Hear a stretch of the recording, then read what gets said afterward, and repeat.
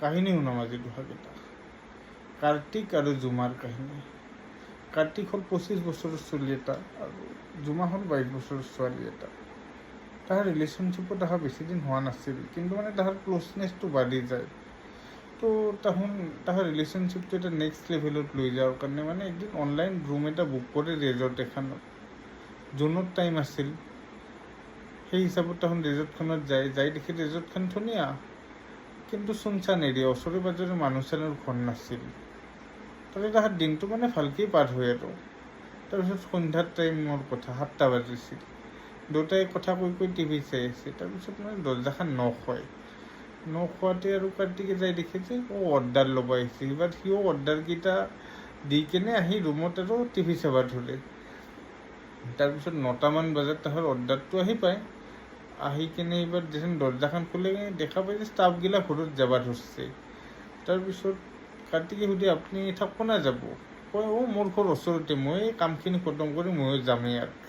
তাৰপিছত সুধে যে কোন থাকিব তেনেহ'লে? তাৰপিছত এটা গাৰ্ডৰ ফালে দেখুৱাই কয়, গাৰ্ড আছে নহয়। তাৰপিছত কাৰ্তিকে খাদ্যখিনি লৈ ৰুমত সোমাই আহে। এবাৰ তাহোন দেউতাই খাদ্য চাদ্য খাই শুই যায়।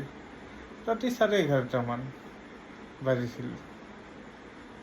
টেপৰ শব্দ শুনা পায় কাৰ্তিকে। যাই যে দেখা পায় বাথৰুমত টেপটো অন হৈ আছে।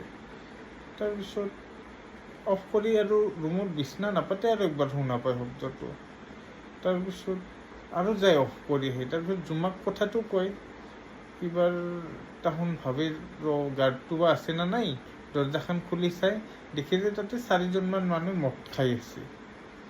তাৰপিছত মানুহ দেখা পাই অলপ ভয় খাইছে যদিও অলপ সাহসো পাইছে। তাৰপিছত দেউতাই আহি শুই যায়।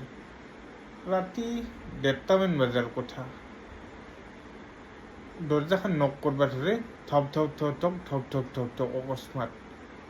তাৰপিছত তাহোন দেউতাই যাই চাই যে বাহিৰত 4জনমান মানুহ ফুটাই দিছে সিহঁতে। নেক্সট পাৰ্ট শুনবা খোজা না? শুনবা খোজা যদি কমেণ্ট কৰি দিবি।